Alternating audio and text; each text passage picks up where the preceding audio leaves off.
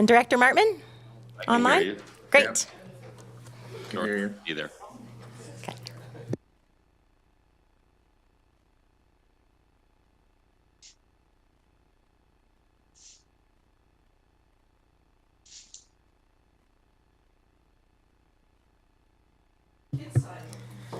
Good morning, directors.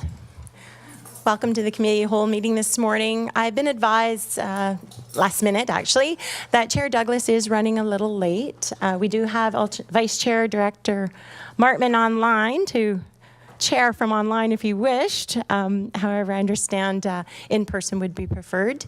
If I can ask any directors that would like to chair the meeting today, please raise your hand and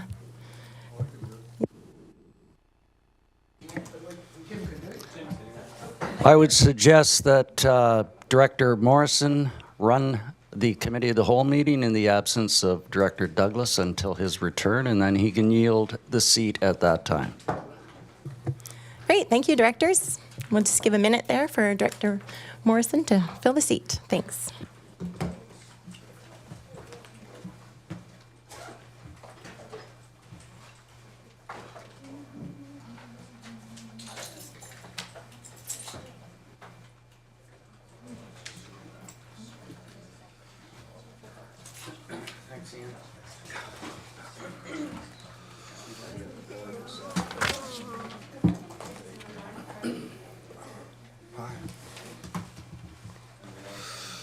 Okay, turn that off.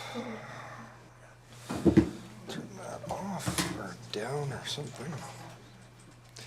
Did I hear we're live? Okay. Who is sitting in here? Whoop. Okay.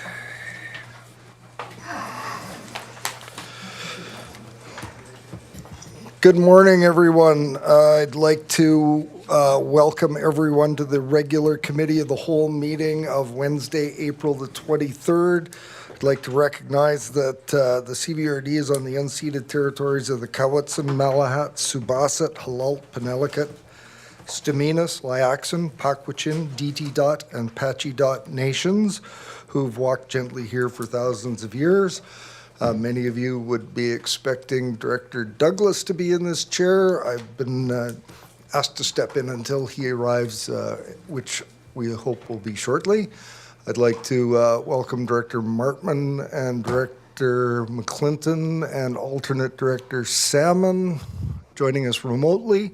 I'd like to ask everyone in the gallery to please silence, mute, put on vibrate your electronic devices. Actually, maybe that would be good for those of us sitting around the table as well. And with that, call the meeting to order. We have first item number 1, approval of the agenda. Ms. Ferguson, is there any additions, noted changes to the agenda? There is not today, no. Could we have a motion to approve the agenda as circulated? We have it moved and seconded. Any further discussion? Seeing none, all those in favor? Any opposed? None opposed, the motion carries. Next item, adoption of the minutes. Committee of the Whole meeting, April the 9th, 2025. The recommendation is that the minutes of the Committee of the Whole meeting of April 9th, 2025 be adopted. Do we have a mover and seconder? Moved. Seconded. Any discussion?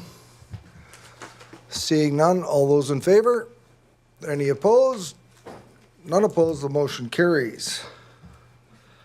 No business arising from those minutes, Ms. Ferguson? I have to turn that mic off over there. That brings us to public input period. The public input period is to offer the public an opportunity to comment on an agenda item before the committee considers the item.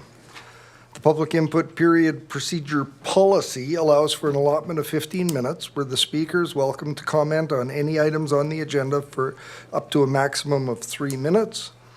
This excludes items that have been or are subject to a public hearing. Input from the community is valued and appreciated. We request that input be presented in a friendly and respectful manner. Your cooperation in maintaining a safe, respectful, and orderly environment is greatly appreciated. I'd like to welcome anyone that would like to provide input to the committee. Welcome. Good morning, everyone. Good morning, Chair Morrison. I'd like to offer my name is Kim Bernard from Area B. I'm very glad to be here in support of today's delegation and in general, happy Earth Week and stewardship, our shared stewardship of all our natural resources.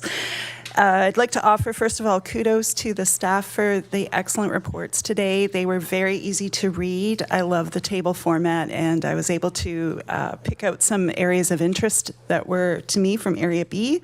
So I'd like to speak to R3, I believe, is the capital plan projects under Parks and Trails Division. First of all, the Area B parkland acquisition, I'd like to highlight that I was reading very carefully the APC reports from last week and noticed that they mentioned a particular area of parkland they're looking to acquire or would very much like to prefer to acquire, which was Block 228. So I'd like to just speak in advocacy of that there is something that we are eyeing as a community that would be an asset, and it is adjacent to the old Baldy Mountain Park. Now, with regards to the parking that's mentioned, the parking enhancement or staging area it's called, I have the privilege of picking litter in that area every time I visit the park, and it's due to the fact that there are no washrooms available. And even a porta potty would be a blessing there, because what we find instead is not very appealing to any visitors, I'm sure. And lastly, I'm very excited to see that the McGee Creek trestle is imminently about to be replaced for a number of reasons, but also just for trail connectivity, that hopefully that will not be a gap in the trail, because there really is no other safe way to traverse that section other than that trestle. And it says it's due to start imminently, so we will keep our eyes on that. So thank you very much. And in the spirit of stewardship, I'd also like to share in that particular area around the lake, it's kind of near the McGee Creek Trestle, we had a member of the APC reach out to our club with our Litter Watch program, and we were able to collaboratively and regionally address a notorious hotspot for litter there. They reached out to us, we reached out together to the RAP line through the province, and they involved Mosaic and heavy equipment to come in and clean up that area in the last few weeks, and also to introduce some mitigating factors so that people will no longer be able to access that spot. And so I just want to thank all the stewards, including the Cowichan Community Land Trust, whose presentation is imminent, that we do this work together, and if we keep advocating for our precious natural resources, everybody benefits, including the people who have no voice, or the critters that have no voice. Thank you. Heights Apca. Thank you, Ms. Bernard, and I appreciate the message that you brought to us today, and good linkage to an agenda item. I appreciate that. I should note that we're not using the public input period as a public service announcement period, but granted, it was a great message today. Thank you for that. Is there anyone else that would like to provide input to the committee on agenda items today? Seeing none, that brings us to delegations. So we have Stephanie joining us today from the Cowichan Community Land Trust. So please come forward. I'm sure staff have given you the guidelines around our delegation procedures. And might I inquire, do you think 10 minutes will be sufficient for your presentation? That's fantastic. And when your presentation is up, the timer will start. And welcome.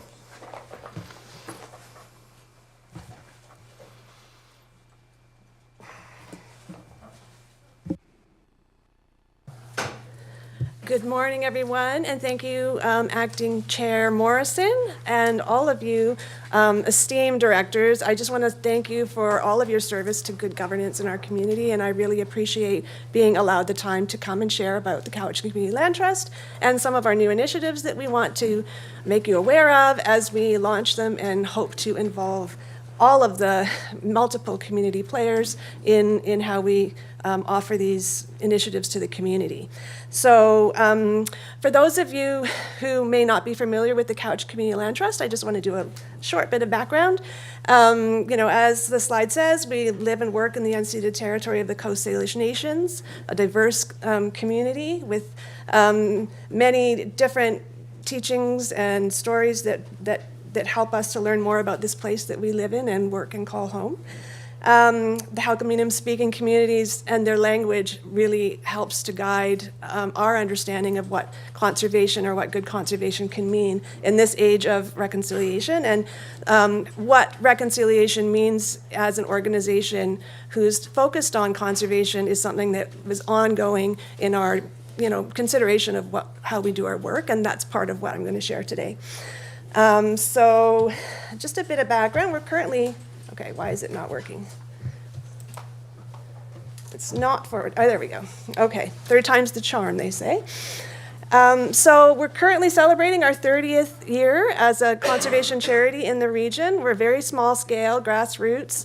Just to the age-old story of a group of citizens coming together and figuring out how they can organize and forward what the concerns they had at the time.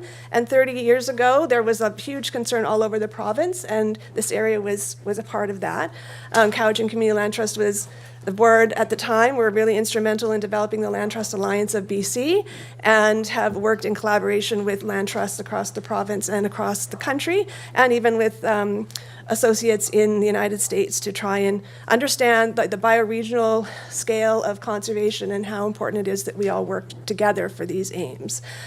So we also do education programs. Our core program is the Friends of Cowichan Watersheds program, and through that we promote ecological literacy, stewardship, and restoration at multi-age levels. So yesterday was at the hatchery doing our salmon in the forest work with school kids, and we also take volunteers of all ages out. Particularly right now, we're focused in Maple Mountain, working on broom removal in their very critically imperiled Garry Oak and associated ecosystems.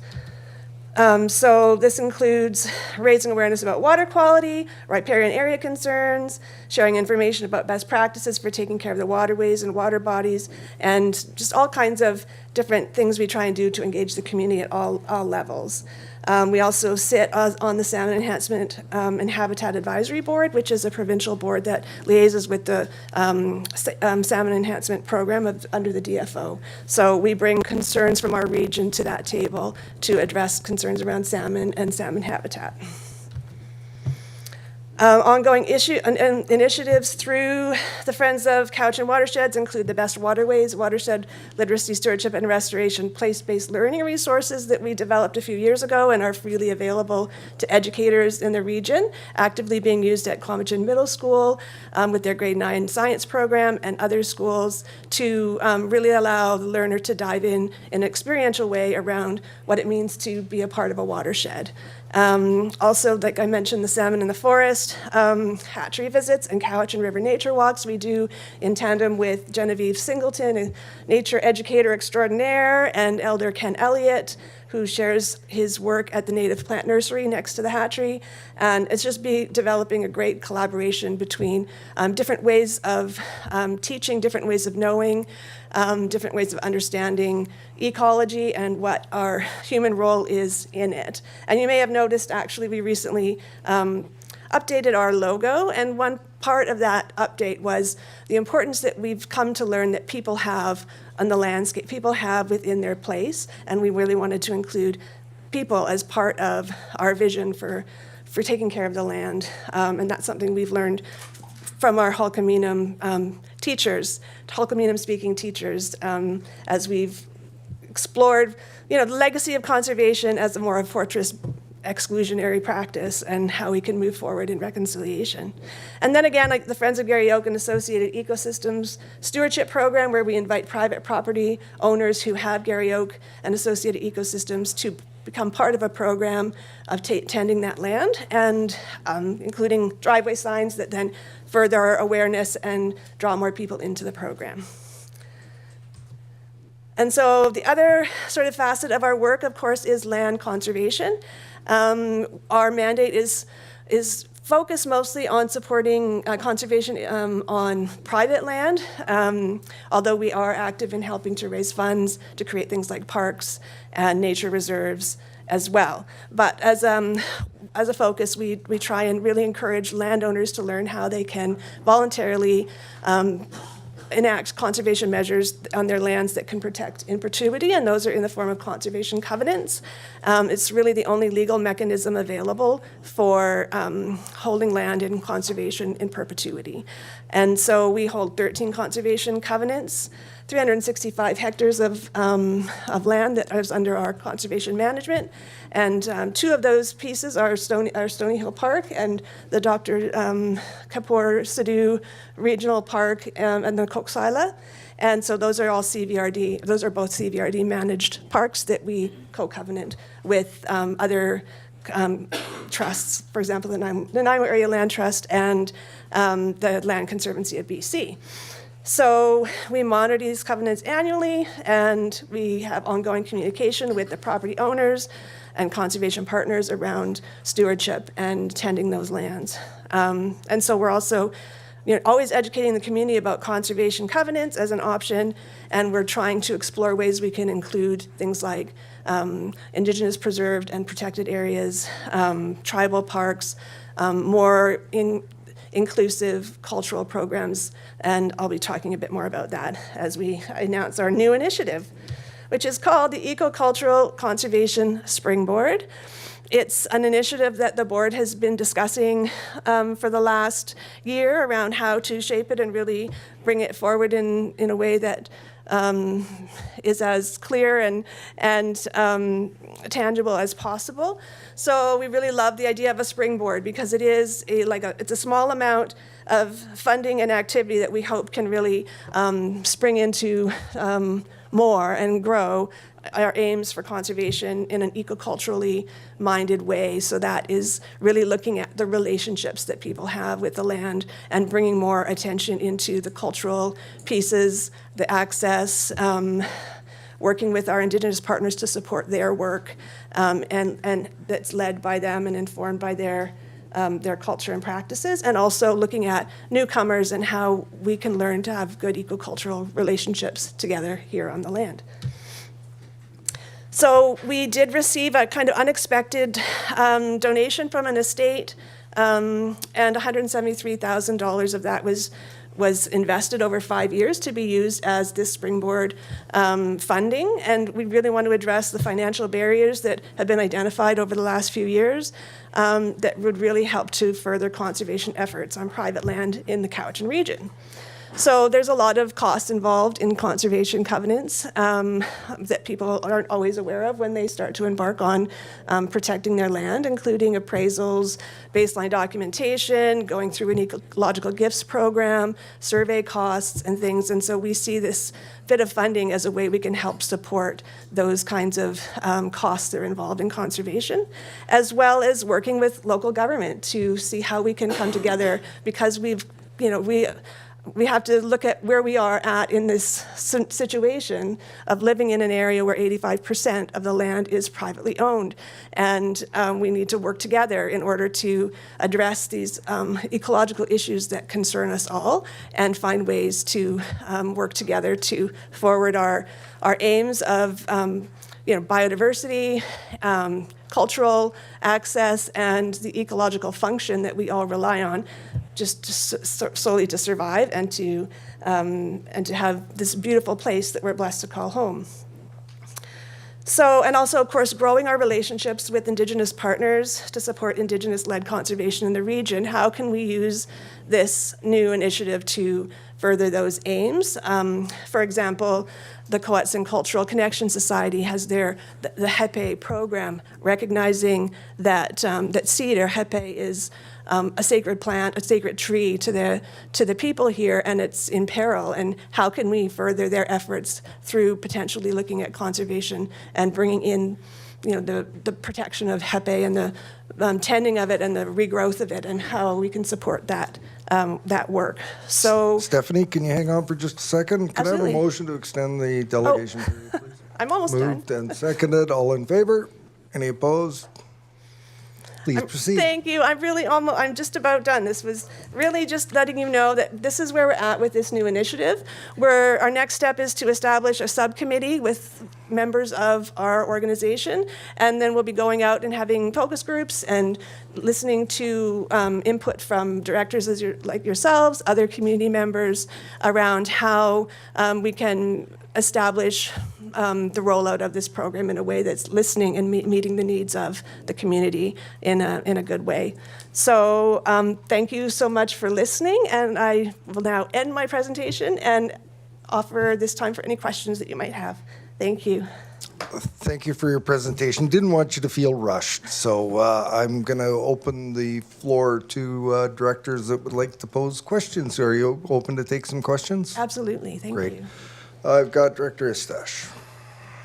Thank you, Chair, and thank you for the presentation. Great work you're doing, and the question I have it's an offset of not what you presented, but the topics you discussed in regards to a lot of the work you do in restoration and then education. So with that, has the group ever thought of maybe advocating or coming to the CBRD or North Cowichan or the City of Duncan with regards to asking that local retailers are banned from selling ivies and daphnes, and we look at all the work that's done on broom, and we would, I think we'd be shocked if we saw a retailer selling broom. The local, small, independent businesses are really smart and often have the educated staff, but when you look at the Home Depots or Canadian Tires that are just selling product with just kind of without the educational aspect of it. I see other areas are doing it now, so just curious as from the grassroots level if there's been any work or thought of coming to local government on having bylaws changed that don't allow selling, like how destructive English ivy is and how it can kill maples and of course the Daphne being so toxic and invasive. So just that was my question. Thank you. Yeah, it's a great question. And the Land Trust itself has a fairly committed focus on volunteer stewardship and education. So we do educate community members about the invasive plants when we have the opportunity. We like to provide input to government when it's requested of us. And so if there's ever a request for input in that regard, we would be very pleased to give our advice in that regard. Thank you. Can I ask that the presentation be lowered because I can see 2 of our 3 remote directors, but not all 3, so. Thank you. Oh. My finger doesn't work. Director Callio. Don't touch the button. No.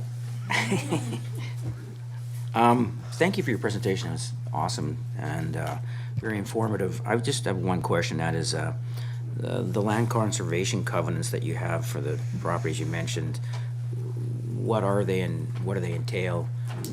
What does it do for the community? Well, and that's a very good question, and it could take quite a bit of time to answer, but I'll try and summarize. So every covenant is different. And it's really the role of the land trust to work with a property owner to determine what the scope of that covenant will be. But once an agreement is met, certain features and aspects that are, usually around the natural succession of a property, of a specific area sometimes within a property, are protected over time. And there's a management plan that's developed that informs the ongoing management of that property. And then that is registered on title, so it's in perpetuity. It goes with the land to future owners. So it is a lot about relationship building. We have covenant templates, but they're always they're adapted to the particular needs of that particular landscape. And with the looking towards making it as robust legally, so you don't want to focus it all on one thing that maybe over time naturally declines. Like there's succession and there's things we can't control, of course. So you want to make sure that you're looking at the natural processes and protecting those natural processes over time. So would some of those covenants change over time? Is that what you're kind of intimating? You try and create a covenant that won't require a lot of change because it's just a difficult process. So you really want to come into the covenant forming process with the wide view so that you can work within whatever might come. Covenants are rarely changed, but it has been done where something, just hasn't been thought of in advance, and there's a process in place that amends the covenant. But, over time, groups have learned how to be more sort of long-time thinking and try and find ways to make sure that, because those things cost money, they cost time, and the aim is for conservation and not to get tied up in legal bureaucratic processes. So, yeah.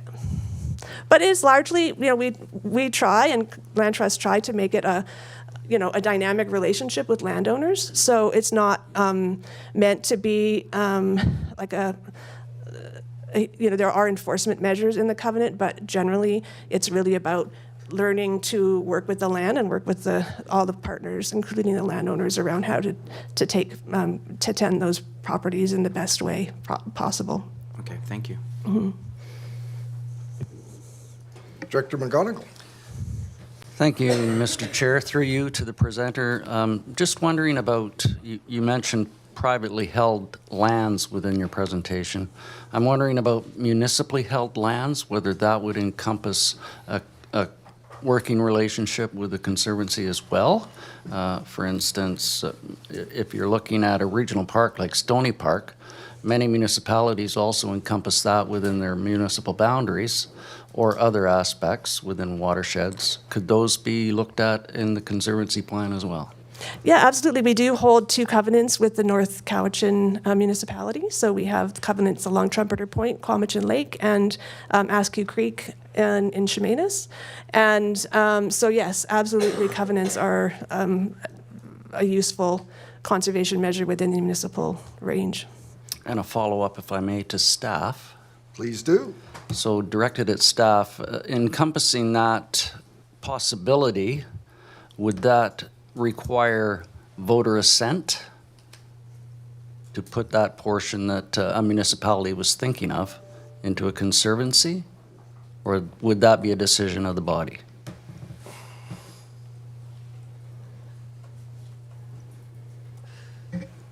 I think, Ms. Ferguson, would you like to take that?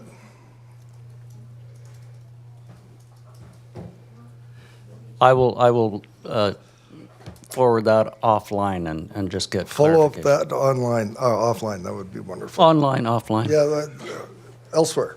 Director Nicholson. There you go. Thank you. Thanks, Stephanie, for coming. It was a great presentation, and I think that there's a huge opportunity for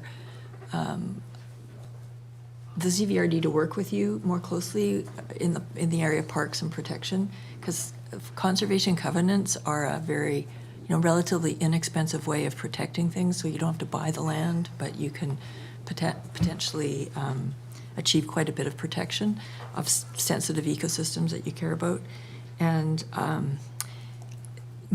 I had not a great experience with conservation covenants in the Coxsila watershed. The landowner was very keen on doing this, but it became such a long, problematic process, if you remember, that they eventually had they needed to sell their property, so it didn't eventually happen. And I think, I think this whole idea of using some money to streamline the process and provide more education would be really helpful, particularly on the First Nations front, because often that people don't understand the need to consult and so forth. Well, thank you again for coming. Thank you. Seeing no other hands, I have one quick question, and given your organization's 30-year history, one of the sort of key points in items that are registered on title is at sale of property. And there are unfortunate instances where individuals have bought properties with covenants, with certain regulations and restrictions that may not suit their needs, their wants of their new property. Is there any particular action or safeguard? I noted you used the word, it's a useful conservation measure.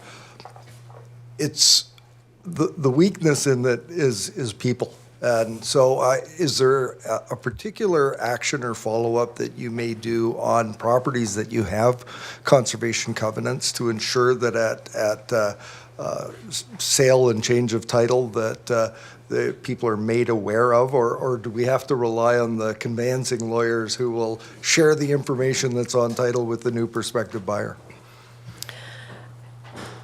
That's a very good question. And often, as a small organization, we have not necessarily been aware when properties have changed hands until we do our annual monitoring. And so it helps to really have, people on the ground every year on a regular basis. And that is often a point where we may discover that. I mean, it's, if we had more capacity, I think we would be, checking into those, land titles changes on our own and to have a heads up. But it is an area that I think, from a small scale perspective, it can be troublesome. Although we have not had, too many difficult experiences, and my experience is once. People have, it's on title, so there should not be any way that they can have not noticed that there's a covenant on their land. Often people will, reach out to us and ask us about it, or even when they're looking at buying the land, they'll reach out to us and ask us about it. So it is visible, and it is something that will be, within the realm of their attention. And we've had some sales of properties where it's taken time and it's been challenging for the landowner, but in the long-term perfect property, new owners have come and, they really want a covenant. It's part of what they're looking for. And so it can also, be a really good outcome as well when you're changing title. Excellent. Well, I thank you for that, and love your approach of connections and reaching out to other groups and organizations. I know that the CLRSS up at the lake is very much supportive of these kind of actions and work that's done, especially in the waterfront and riparian properties. So this is great work, and on behalf of the Cowichan Valley Regional District, I want to thank you for your presentation today and all the great work that you and your organization are doing, and thank you very much. Thank you. It's up to everyone. Take good care. Thank you. Next item is, do we have any correspondence or information today? Takes us to reports, and we have R1, who will be presenting information on R1 today.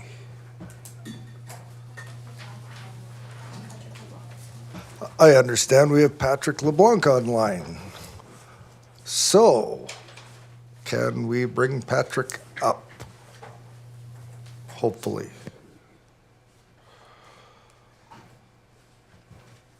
Patrick, are you there? I am, but it doesn't look like my video is going to be cooperative for some reason. It's saying I'm on another video link. Well, Could you? we can hear you. Okay. Do you need anything brought up on screen, or are you able to do your report verbally? How would you like to proceed? Verbally should be fine. I believe you've already seen the request. It's for a grant to Canadian Heritage to ask for up to $30,000 to redo some lighting in the theater gallery and extend that gallery into the new lounge. I've had a great conversation with them, and they have offered up to 50% if we go through with the process, which is highly unusual for them. Normally they only offer up to 40%, but they thought our project was really worthy. It also will add some additional safety lighting for the stairwell, which is quite large. If you're familiar with the theater, there are 3 floors of stairs. And in the center of those stairs is a totem pole that's never actually been acknowledged or lit up properly. So as part of this project, we can do that as well, which would be really nice. Excellent. I'm going to go to committee members to see if there's any questions. I've got Director Wilson. Please proceed. Don't touch the button. Don't touch the button.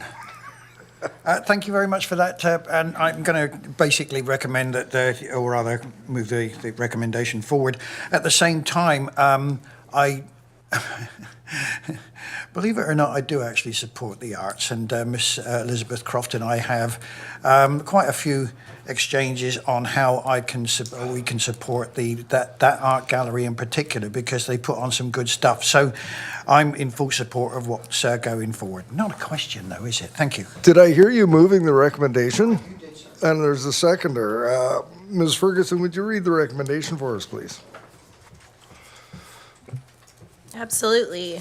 The recommendation before you is that it be recommended to the board that a grant application in the amount of up to $30,000 be submitted to Canadian Heritage Canada Cultural Spaces Fund for lighting and art gallery upgrades in the Cowichan Performing Arts Centre. Any other discussion? Seeing none, I'll call the question. All those in favor? Any opposed? None opposed. The motion carries. Just curious if there was any time sensitivity for this grant application and if it needs to be advanced to this afternoon's board. There's no date on this. Mr. Elzinga. Just thought I'd ask before we move on. Thank you, Mr. Chair. There is no real urgency, but we could submit the grant application earlier if it did go to today's board. So if you wanted to make that recommendation, that would be fantastic. But we are aware of the board's policy. So moved to today's board, seconded. Any discussion? All those in favor? Any opposed? None opposed. The motion carries. Thank you. R2, I believe that's Mr. Wakeham, and I don't see him in the room, so he's probably joining us remotely. Mr. Wakeham, welcome. Thank you, Mr. Chair. Good morning, directors. This report R2 is for information only, and there's more to come on this topic over the several summer months here. The report provides some positive news that the federal government has provided a notional allocation of $5.1 million in capital funding to the Cowichan Valley Regional Transit System, not directly to the Cowichan Valley Regional District, through BC Transit. So what this means is the CVRD would receive its legislative share at 53.3%, or approximately $2.8 million over the 10-year period. And BCT is still, they're still in the process of securing and negotiating the final funding, as there's a few stages to go through with the program, and they anticipate it's going to take several months to do that. In addition, the funding has some conditions, a few items here just of worth noting. BCT will be submitting the capital plan for each region, and after it gets approved, there'll be a contribution agreement that will be required to be signed. BC Transit will take the lead and will manage that required documentation and reporting needs. I anticipate they will be the entity that will be signing the contribution agreement on behalf of each region. And as mentioned in the report as well, locally, municipalities with populations over 30,000, they need to support the additional housing and developments and complete their housing needs assessment. And BC Transit has advised that they'll provide the Housing and Infrastructure and Community Canada with the Municipality of North Cowichan's housing reports. There's two of them. In 2021 was their housing needs assessment. In 2024 was the interim housing needs report. And we're advised by BC Transit, they have expressed that they feel the housing information that has been provided will meet the requirement for the funding program. And then lastly, I guess just for information here is with respect to what can the funding be used for. It's probably a really important ask of most directors. Firstly, it is only for capital. So it can't be used for operating unless it's service expansions. So if the service expansion required buses, then it is likely that the funding could be used towards that, if and when we get service expansion. And then BC Transit anticipates the funding will mostly be applied to the capital lease fees associated with bus replacements. Each region pays various lease fees to BC Transit for equipment, for land, for buildings, but the bulk of the lease fees that we pay is the capital lease fees for the buses. And yet it's too early. I was just speaking to BC Transit yesterday. It's still too early if any funding can be used towards other capital items such as transit driver washrooms or exchange upgrades or feasibility studies. So it's a good news story. There's definitely more to come on this, is to find out exactly what this will mean to our budgets. And the funding is not applicable until the next provincial year, which is April 1 of 2026. We'll be working with BC Transit likely in the late summer, early fall to find out how they wish to suggest we potentially put our funding towards. Is it next year? Do we want to hold off some years? as the report indicates, we've got buses that are due to be replaced actually starting this year that we're going to try and hold off till 2026, and they go all the way through to 2030 range. That's the quick update. If there's any questions, I'm happy to try and answer them. Thank you, Mr. Wakeham. When I was reading the report, I was getting all excited, and I guess we need to wait a little bit before we get too excited. I've got Director Estache first. Thank you, Chair. Mr. Wakeham, my question was, being that this is going to be really supportive for the south end, improving the operations there, does this help free up capital or funds that would alter it's the 3-year plan, right? We always look at it a 3-year cycle. And the reason I'm asking is for the north end, we kept pushing the Chemainus, Crofton, Ladysmith routes. Those kept getting kicked down the field, and I think they've all now pushed to 2027. With this funding, does that help in through the CVRD and BC Transit's plans to maybe revisit that and do those implementations earlier? Because I think you just said that there's part of that, I think, was service expansion or improvements, which would have some capital to it. So basically, the good news for the south, does that also correlate to good news for the north is my question. Mr. Wakeham, I think you've got some clarification for us on what this can go towards and what not. Go ahead. Yeah, the answer is really to be determined to that. So I will let you know that there's another report that we're going to bring forward in the next meeting, and that was regarding what Director Estache is referring to, the expansion request that we asked for. We did not get the information from BC Transit prior to the agenda submission deadline, so there'll be a separate staff report coming, and that advises us what expansions we got for approval or successful, and some that we did not, and we'll bring that forward to you again. But ultimately, to your question, if the expansions required buses, then this funding could be applied towards those capital costs. That is true. I think what you're suggesting is, does it make sense to move up some of the north end improvements? And that we will be bringing back to you. Again, it's called TIPS, Transportation Improvement Plan. We will bring that report back to you in the middle to late summer to put forth to you the next 3-year rolling plan. What do we want to do? And at that time, we can advise you as to what the effect would be with the funding of this related to the bus lease fees. Sorry. Thank you, Director McClinton. Thank you, Chair. Mr. Wakeham, yeah, great news, exciting. Just curious if you could give, how could this potentially impact expansion through Saltair?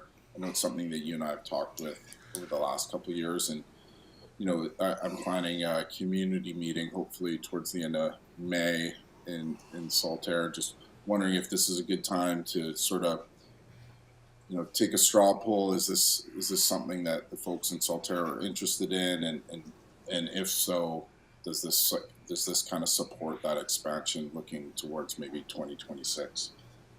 Just your insights around that possibility. Mr. Wakeham.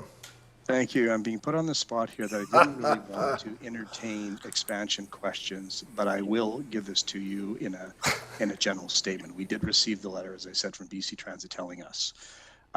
So regarding expansions, the good news is we received supportive expansion funding for interregional service. So this is the commuter to Victoria and the RDN. We received, unfortunately, no success on conventional service. So again, another year that we've asked for significant hours and dollars and buses for the south end, for Crofton, for Lake Cowichan, and unfortunately, we were unsuccessful again. We will be working with BCT on how we strategize to put forth our ask for the coming years, because there is criteria that will potentially get us at a higher leverage success rate. Where we continue to fall down is some of our asks are nice needs to have, nice wants as opposed to needs, I guess you could say. And where we are scoring low is on ridership. Our routes that are quite rural, the ridership is low, and when BC Transit goes through their evaluation process, they don't see that as a successful routing or expansion, if you will. So we've been chatting with them over the last couple of weeks and trying to strategize how can we put forth our ask that we'll put ourselves in a more successful position. And the ultimate answer is we need to really focus on the routes that have the highest ridership, which is ultimately routes 2 and 3 through the heart of the system. And we have to strategize on how we're going to service the hospital as an example. If we just say we want service running from the south couch or lake couch of the hospital, we're likely not going to be successful because some of those routes right now have low ridership. We're going to try and strategize how do we extend routes 2 and 3, which typically go to Couch and Commons, to cut across northeast to go to the new hospital. So ultimately, to answer your question, we are not successful again for 25 up till 26, but we're going to continue to look at, is there a way that we can potentially shift hours around? And we can always do that, which is called optimization. We take from one area to give to another, and we know that your area has been sitting and waiting and you've got interest in this, and so there's a couple different ways we can do this. When we're working with, again, BC Transit, they're telling us some of the routes are over-serviced. One of them happens to be in Ladysmith. Maybe it's possible that we can reallocate those hours to go from Ladysmith to Chemainus, which ultimately would go through the heart of Saltaire. So long-winded answer, but the ultimate is stay tuned, and we'll be bringing forth to you another report in the next couple meetings. That's fantastic follow-up, if I can, Chair. Go ahead. Yeah, and so I'm going to clip this and put this on my social media. It's fair just to summarize and say that it's still, if there's good interest in Saltaire, if we sit down and think of alternatives, there's a possibility that it could happen to get a route through Saltaire with interest from the community. Follow-up comment back, Mr. Chair, if I may. My suggestion is I think staff should connect with you offline. Rochelle and myself can connect with you. We've been trying to do that since Christmas on a couple different reasons, right? To try to speak to this and how we would be best to explain this, because I have not given the committee the document or the staff report that I just referred to. I'm reading off a letter that I just got last week from BC Transit. Okay, that's great. Thank you. It would be curious to know if BC Transit would look favorably on awarding us more hours if we had a non-participating area join the service. We'll let you ponder that. Director Nicholson. Thank you. This is great. I'm looking forward to more information coming forward, but I'm wondering about funding stream number 3. Was there any application on that, which includes the active transportation? Mr. Chair, through to Ms. Nicholson, it's a great question. BC Transit is focused on funding stream number 1, which is the baseline at this point. They have not put any emphasis yet on the targeted funding for stream number 3. I did ask if the CVRD potentially could be a factor in that, and they're saying it's too early to tell. And if you read the presentation, it does refer to transit solution for Indigenous communities and various other areas and communities of all sizes. But I just received information from BC Transit this morning, and they just said they have not looked at funding stream 3 yet. They're trying to get funding stream 1 dealt with first. Okay, thank you. Looking around the room and online, seeing no other hands up. Thank you, Mr. Wakeham. We look forward to future reports coming and ultimately decisions that'll be made around some of the items that you mentioned. Thank you very much. That brings us to R3, I believe, which is Capital Projects Plan. Who will be reporting on this? Mr. Postings, welcome.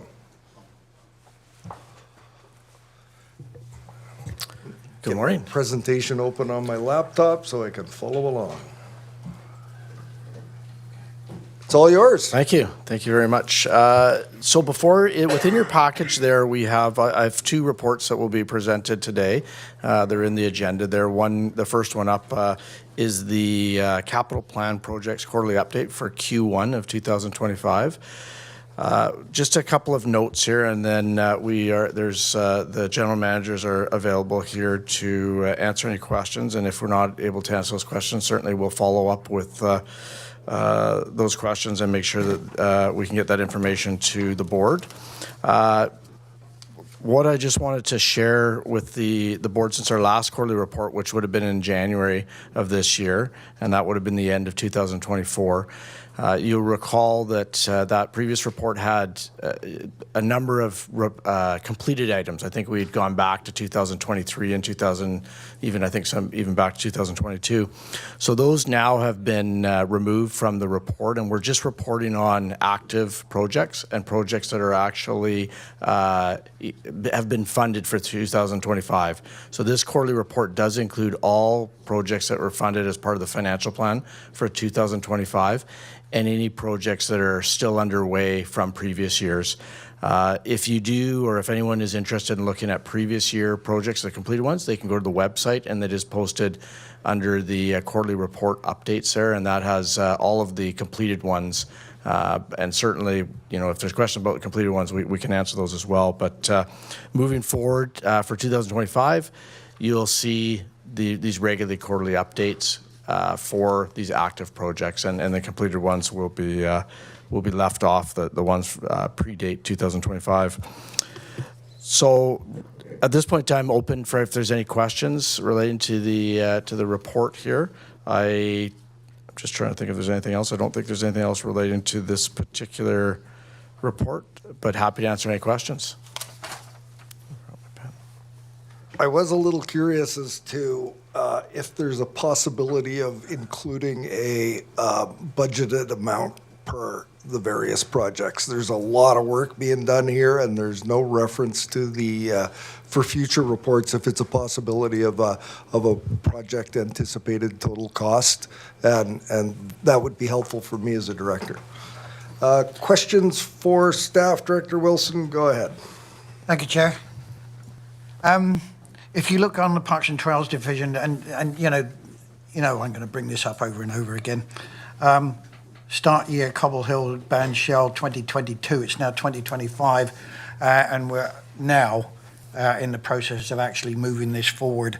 The original cost was about 160,000. It's now nearly 400,000. So the question is here, how rigid is this Q1, Q2, Q3? Is there a chance that we can actually advance this much more quickly? Because the longer we go, the more it's going to cost. I've already had to get authorization for short-term borrowing, which has added cost to the residents here. And we're not trying to build the Taj Mahal here. It's a very simple thing. So basically, is there any chance of saying, okay, the stuff we've got here for Q2, will it be finished at the end of Q2? And if it's finished, let's say mid-Q2, can we then say, I've done this, let's move it to Q3 and move the next stage here? What I'm looking for is advancement here, as opposed to, I've got until, this is cramming, the same as I did and we all did when we were doing exams. I've got until next month to get my stuff done before the exam comes up. It's an open-ended question here. How fast can we get this done? Or are we totally rigid on these quarterly things? Mr. Bosnick. Good question, and something that I think the overall goal of these quarterly reports is to help staff specifically to define exactly what these timelines look like. In the past, I will say that most of our department managers were aware of the timelines for their specific projects. However, we didn't have it in a consolidated format, which this allows us to do. And there is a bunch of information that is behind these reports about the overlapping of projects to make sure if we're talking about things such as procurement processes or even through finance and HR, there's activities relating to that. So the goal, the objective is exactly what you're referring to, is that we would like to come to a point where we're rigid and we're able to fulfill the timelines on these. If for some reason we're not able to fulfill the timelines due to, we know unexpected things do come up, the expectation is, and what we've been speaking to managers throughout the organization about, is they should be not only noting it here, but they should be coming back with a report to the board advising of these impacts to various timelines or financial impacts. So The goal certainly is exactly what you're referring to. That is the objective of this quarterly report, to help us stay on timelines, meet those objectives. And if we're not able to meet those objectives, we need to note that in here and make sure that the board is aware of that, or through a staff report if that is, we need further direction from the board. So yes, the goal is this is only our third quarter with this particular report, so it is still a little bit in the works, especially for the capital. But yeah, the intent is to follow these timelines. And if we're not able to follow them, we should be reporting back to the board relating to that. Yeah, follow up, please, Mr. Chair. Go ahead. One of the things that really concerns me here, and I'm sorry to bring this up, is what you said, unable to fulfill timelines. We're looking at 3 years already here. So I don't even know where to go here. I am so frustrated at the whole thing of, 150,000 to 400,000, 3 years, and we've not even gone to procurement yet. I have to ask right here in front of this committee here, let's get this done, please. Let's move it forward. Let's give some kind of comfort to me and to the residents who are asking for this. I'll leave it at that. Director Acton. Thank you, Chair. I would say Area B kind of shares like the same kind of frustrations. When I look at this Old Baldy Mountain, it was funded in 2021. It was actually before that. And we were told, so it's really appearing like somewhere in the line, nobody wants to do the work, because for Old Baldy Mountain, first we were told, oh no, you gotta finish paying for it. Then we finished paying for it. Then there was a plan to actually do this staging area, parking. And I was hiking up Baldy Mountain and bumped into staff, and they were measuring it out, and I was like, oh, okay, great, that's so great. And they were talking with St. John's Academy to make it happen, because there was some area down that led to their property too, further down. And then, there was like a year late goes by, and oh no, we need a plan. We need an official staging plan, or a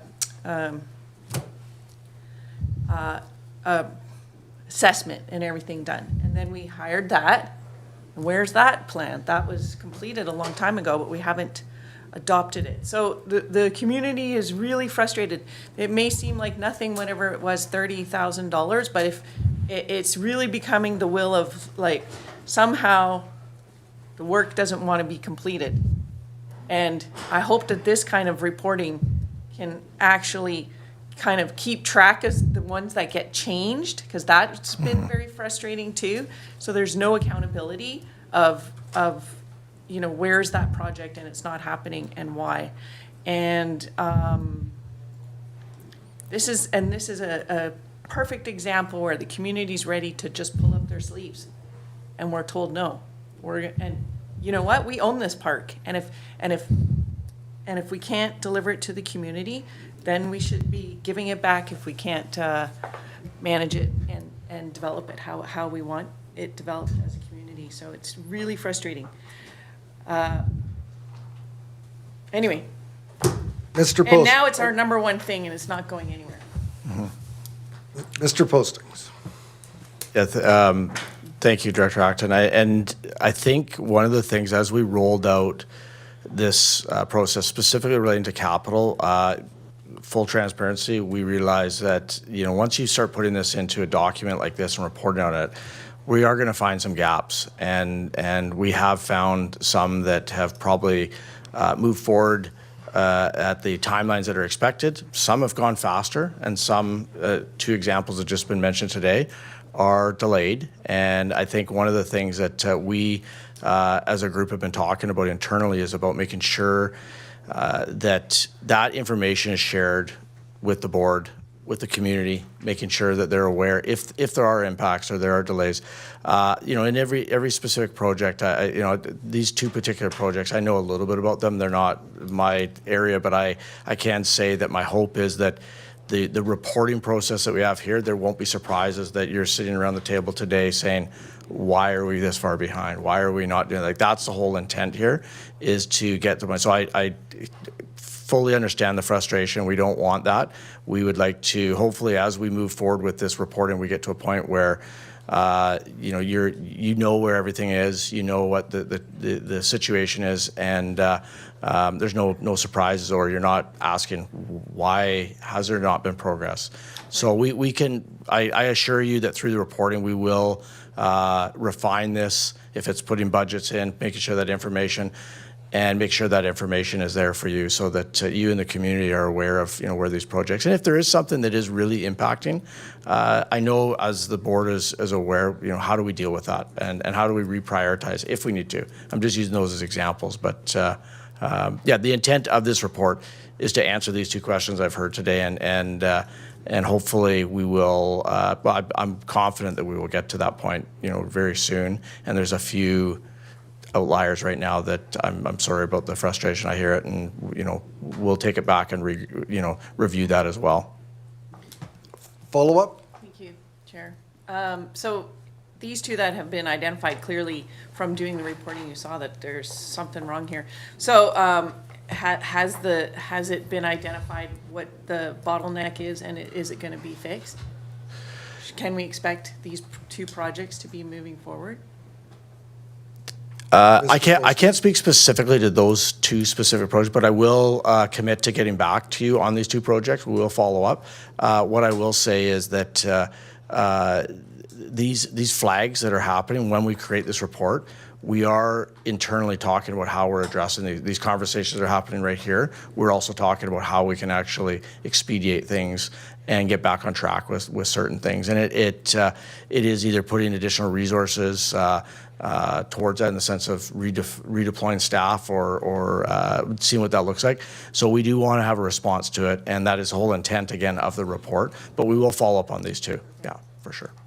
And I see alternate Director Salmon and Director Wilson for a second time, but I just want to jump in before I lose my train of thought here. I did have myself on the list. So I get that this report is a tool for staff, but it's also a tool for us. And this is our third one, and I think there's ways that we can make this a lot more effective tool for us and something that we can use to report out to our community. And I'm just looking at, there's a number of items in here that I would view as purely operational. They may be capital dollars that are being expended, but there's questions about vehicle replacement.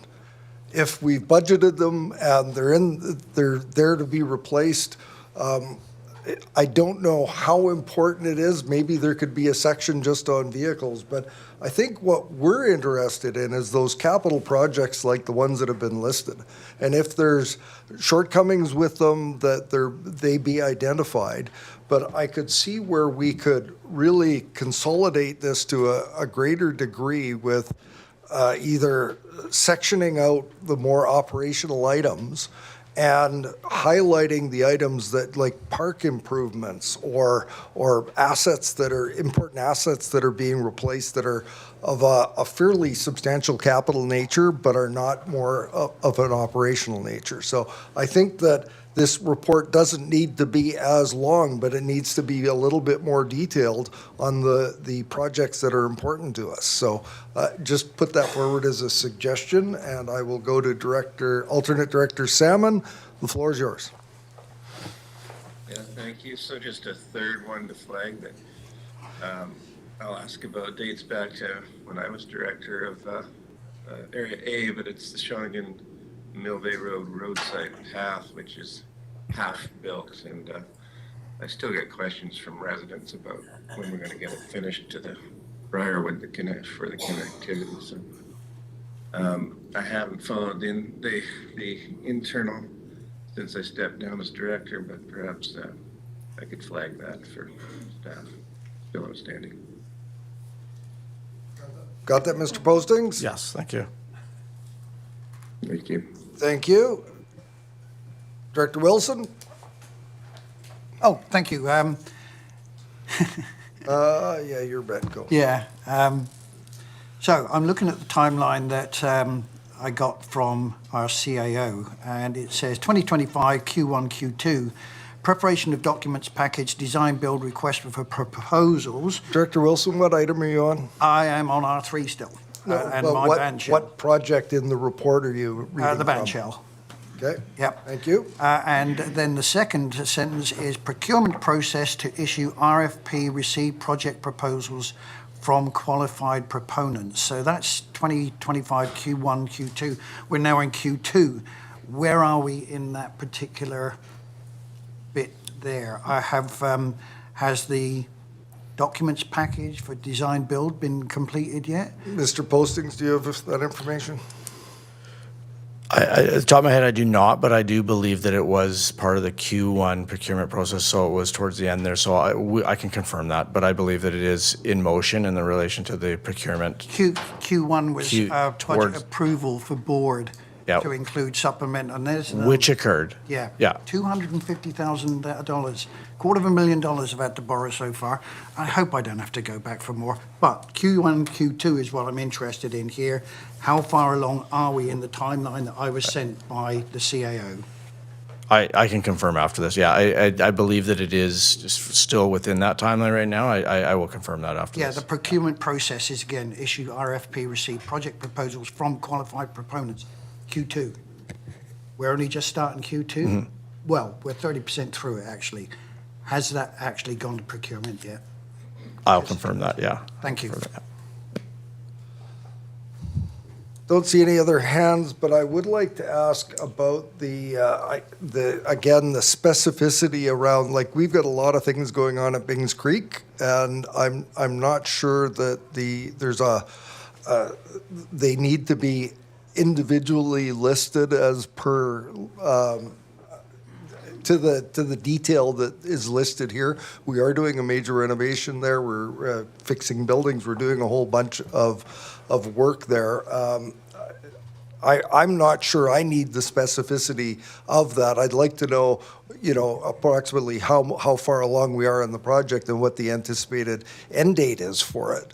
But, and I look to my colleagues around the table, how much specificity are we needing in these reports, and do we need them to the degree that the staff are providing? Because I would assume this takes a lot of work to put this together. Mr. Postings? It does, for sure, but it is like has been mentioned previously, it's a tool now that we are utilizing to work plans and track resources. So I think at the end of the day, that time spent will hopefully impact on the efficiencies within the organization. In relation to the actual information, so right now, and we can come back with a little bit different versions next quarter. Right now, what's listed in here is just the capital projects that have been approved. So that's what has been coming to you. So it doesn't matter if it's a truck for $80,000 or a $25,000, whatever that might be, a roofing project. It's just listing all the capital. So we can rework this a little bit, and I think what I've heard here a little bit is that maybe highlighting a few and putting that information, we can do that. But just realizing what this tool was intended was just to provide an update on all capital that's been approved through the financial plan, and so we can reformat it a little bit and add some more information in there for sure. I've got Director Acton for round two. Thanks. My last comment, and I'll be quick. My question is kind of to the committee or to Mr. Postings. Like, maybe we should see this in electoral area services first, and then we have the opportunity to deep dive into our parks projects, and then it could come here, because I feel like, I would maybe have other questions about certain items, but I don't want to subject our municipality partners to all the details. But, as an electoral area director, we like to know these details. We share them with our Parks Commission or our APC, so that kind of thing. I don't know if it's something that could come to EASC first, if the committee would. And the appropriate staff in the room. Yeah. If that could happen, so. If the board wishes, or the committee would like to, that is not a problem. We can easily define these into electoral area versus regional projects, and the report, it just means the report would just land there first and then come here for information. That's not a problem. We can do that if that's the committee wishes to see that. I think that's a workable solution. The vast majority of these appear to be fairly electoral area focused and maybe individual water systems and the likes, and then we could just focus on the regionally significant items at Committee of the Whole. Any other thoughts from colleagues around the table? Director Nicholson. I continue to look forward to having a conversation at the front end as to what actually gets on the list to be done and the priorities there. So I think that's particularly important in parks. Okay. Thank you. Any other questions for Mr. Postings? Seeing none, thank you very much, Mr. Postings, on that report. And I think that takes us to our 4 CVRD Strategic Plan Q1 2025. Do you have a presentation for us? Through the chair, just the report is in your package, similar to the last report that you've received there regarding the capital. I think what I did want to note in this particular one that the board is aware that we did have a workshop the board had a workshop in relation to the annual review of their strategic plan, where we will have, I believe it's next meeting or the following meeting, there is a report that will be coming back to the committee here for some direction conversation relating to some of the feedback and some of the conversation that occurred relating to the annual review. So that is that's not noted in here, but that will be coming shortly to the board or to the committee for consideration. Yeah, and happy to answer any questions relating to what's before you in this report. Questions for Mr. Postings?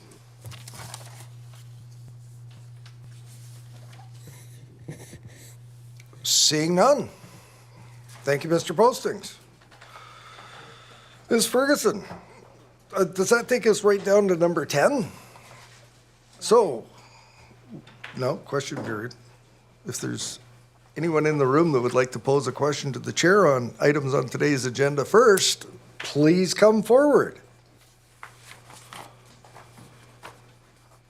Seeing none. Motion to adjourn. Oh, no, we are closed session. Motion to move into, you better read the salutation for that. Thank you, Chair. Recommendation before you is that the meeting be closed to the public in accordance with Community Charter Part 4, Division 3, Section 90, subsections as noted in accordance with each agenda item, CSM1 and CSD1. We have a motion to that effect. Moved, seconded. All those in favor? Any opposed? None opposed. Motion carries. Ms. Ferguson, can the directors that are joining remotely stay on this, or do they need to sign in on